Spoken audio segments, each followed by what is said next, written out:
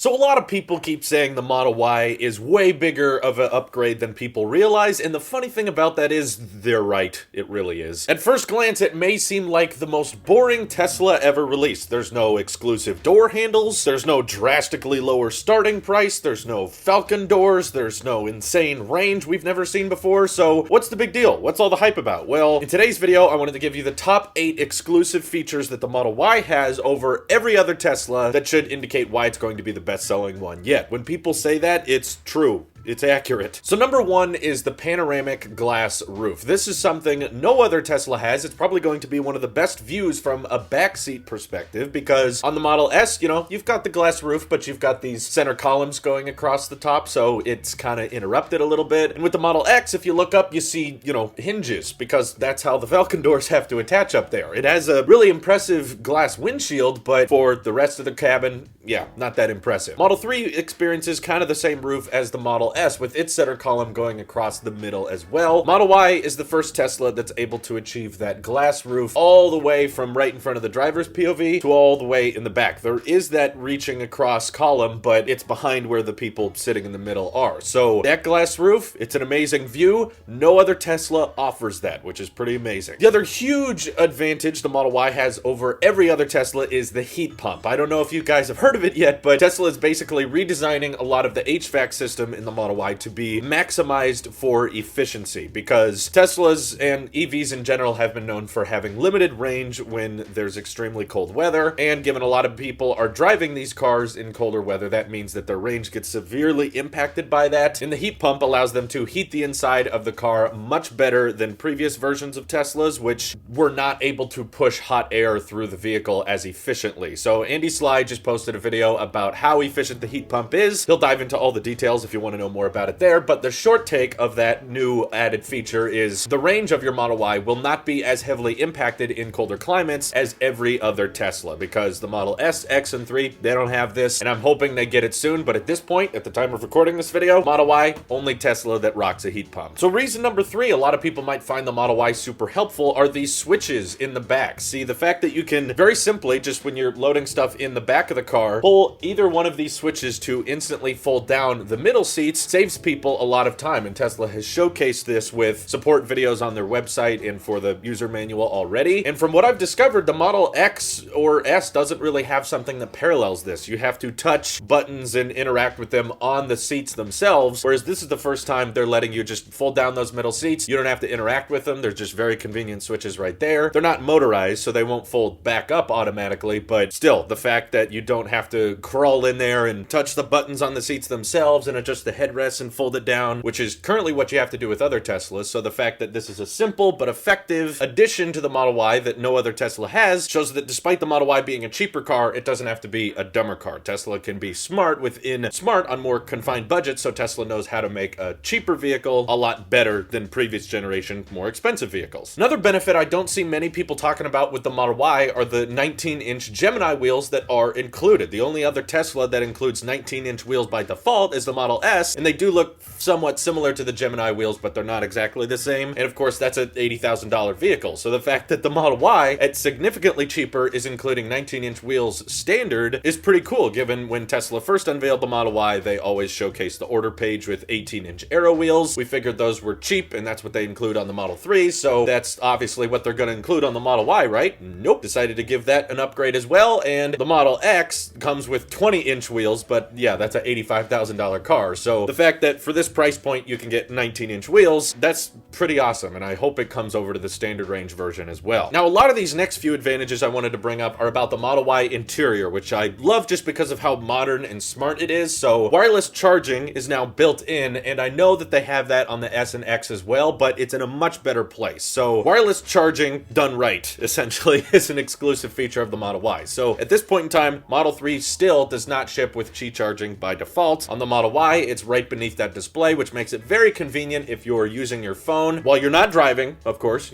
car parked, charging, and everything. But who knows, when full self-driving becomes available, yeah, it's kind of nice that you can actually use and see your smartphone display while it's charging underneath the Tesla's display. And that's something you can't really do with the Model S and X included Qi charging, because it's kind of tucked down where the cup holders are, and they have to be kind of wedged in there in order to charge, and it's not really easy to use in that sense. So Model Y gets wireless charging better than any other Tesla, and it may seem like a small detail, but given you're probably going to be the person in the driver or passenger seat, and you probably have a smartphone, so how it charges and how you're able to use it while the car is in motion is kind of an important daily feature that will make a big impact. So that's a huge plus of the Model Y. Another big one is the adoption of USB-C. Let the record show the Model Y has adopted to USB-C before the iPhone ever did, which is sad, but also kind of amazing. So not just in the back seats do the passengers get USB-C ports, they also have USB-C in the front seat. Now they do have one USB-A legacy port, probably for those who want Sentry mode and that kind of thing with a flash drive, so it's not completely removed if you care about those legacy cables, and I get it. Last time I brought up USB-C in the Tesla Model Y, a lot of people were like, no, I gotta buy new cables, but you're buying a Tesla, okay, which is trying to be like the most futuristic car company, and they're trying to adopt with the times, and the most present flagship smartphones right now are shipping with USB-C to USB-C cables in the box, and this is a 2020 vehicle. I think it makes sense they don't want to include legacy ports, which are symmetrical but not reversible. So that's why so many of us using USB-A have to try to plug in and go, oh, that's the wrong way. Let me look at it, plug it in that way. Okay, got it. That's just unnecessary time, and I've been asking for Tesla to adopt USB-C for so long, and I thought that was such a small, tiny feature they were never going to do it, but the fact that they did address it in 2020 makes me very, very happy. And I guess if you're spending, $50,000 on a vehicle, you might have to buy a couple of $10 cables because your old ones won't work anymore. But these are better cables, come on. They're symmetrical and reversible, so you don't have to look at it every time you plug it in. They're smaller, they're more compact, they just look better, and this is where the future is headed, so the fact that Tesla is making cars for the future, it makes sense. Adopt USB-C, and this is something no other Tesla has done. Now, the next few points aren't necessarily exclusive features, but they are features you can't get at this price point, which, in the running theme of this video being about how the Model Y is going to be, the best-selling Tesla for these reasons, I think these shouldn't go without saying. So, next point is about how you can get a Tesla with a hatchback for sub $80,000 now. I know you could look on the used market for a Model S or X and probably find something much cheaper than new, but the fact that if you are buying new, if you are buying from Tesla, the Model Y is offering a hatchback, super popular feature, super handy for loading stuff in, way easier to load up cargo and things like that. Model 3, kind of a big disadvantage for not having that, just having kind of a small standard trunk. It's fine, it gets the job done, but the hatchback is definitely a growing and popular segment, and the fact that the only way to get a Tesla with a hatchback new right now is if you go with a Model S or X, until of course Model Y production starts ramping and you're able to get one really quickly. And the few people who have a Model Y currently are well aware that, yeah, it's super handy to have that much access to the back, that much,